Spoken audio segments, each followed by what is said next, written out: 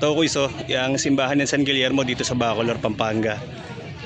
Kasi imagine, second floor na bintana yan, natabunin ng lahar nung pumutok ang Mount Pinatubo.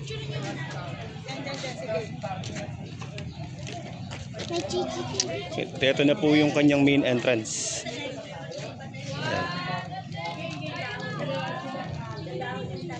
Yan, base din sa kanyang original structure, ito yung bintana sa second floor na kung saan naging main entrance na po siya ngayon.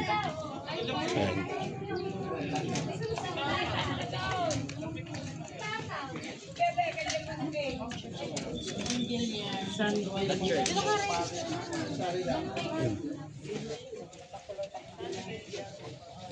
Ay mga kuys.